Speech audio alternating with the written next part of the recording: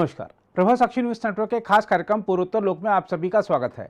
इस सप्ताह मणिपुर में शांति बनी रही, हालांकि बंद की खबरों ने चिंता पैदा की। इसके अलावा मणिपुरी अभिनेत्री सोमा लेशराम के सौंदर्य प्रतियोगिता में भाग लेने पर उनके खिलाफ लगाए गए प्रतिबंध का मुद्दा गर्मा गया है। इसके अलावा असम के मुख्यमंत्री इन दिनों चुनावी राज्यों के दौरे पर हैं और विपक्षी पार्टियों पर जोरदार निशाना साध रहे हैं। अरुणाचल प्रदेश और मिजोरम में जहां चुनावी हलचलें तेज हो गई हैं, वहीं त्रिपुरा में बीजेपी अपने संगठन को मजबूत करने में लगी हुई है। इसके अलावा मेघालय में इस सप्ताह विधानसभा में हंगामा हुआ तो नागालैंड में एक हादसे ने लोगों का दिल दुखाया। इसके अलावा भी पूर्वोत्तर भारत से कई प्रमुख समाचार रहे। आइए डालते हैं सभी पर एक नज़र और सबसे पहले बात करते हैं असम की। असम के मुख्यमंत्री हिमंत बिस्वा शर्मा ने कांग्रेस पर पूर्वोत्तर के सभी 8 राज्यों में अपने शासन के दौरान परेशानी पैदा करने का आरोप लगाया। उन्होंने मणिपुर संकट के लिए भी कांग्रेस की नीतियों को जिम्मेदार ठहराया। राजस्थान के जोधपुर में बीजेपी की परिवर्तन संकल्प यात्रा के लिए जोधपुर पहुंचे हिमंत बिस्वा शर्मा ने सनातन धर्म पर की गई टिप्पणियों पर कांग्रेस और विपक्षी गठबंधन इंडिया की चुप्पी पर सवाल उठाया।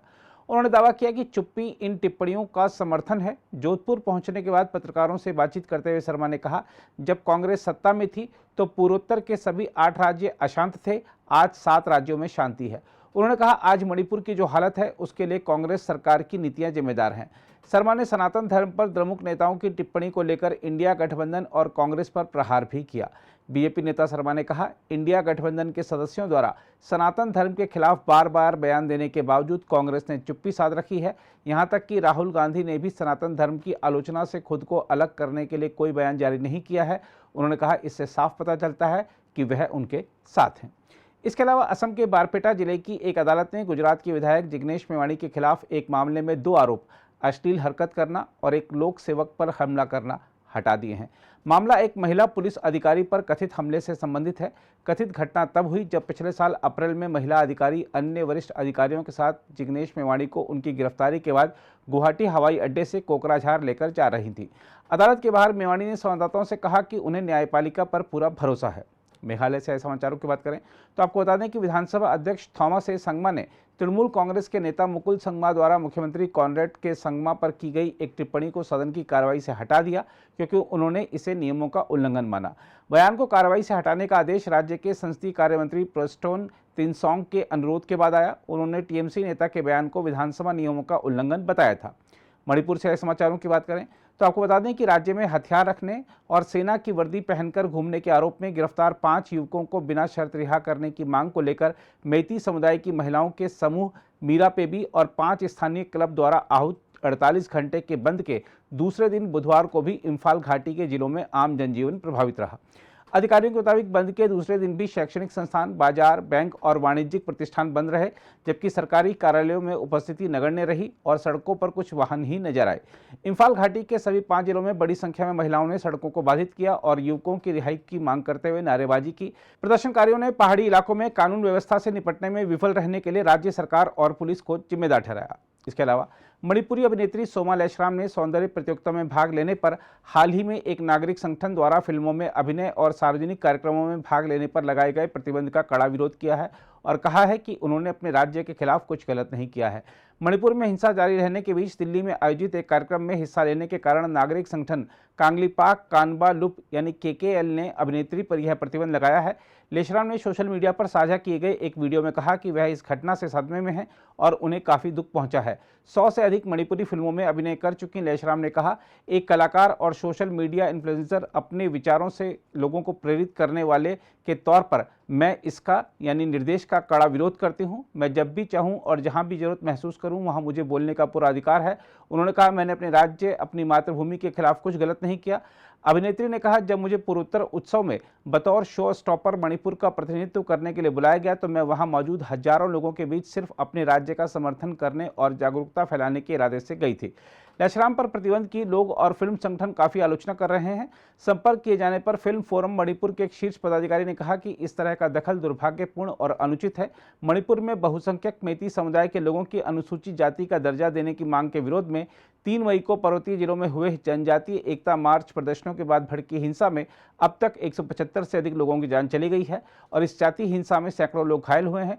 मेती समुदाय की आबादी मणिपुर की कुल आबादी का 53% है, जो मुख्यतः इम्फाल घाटी में रहते हैं, जबकि नगा और कुकी समुदाय की आबादी 40% है, जो अधिकांशतः पर्वतीय जिलों में निवास करता है।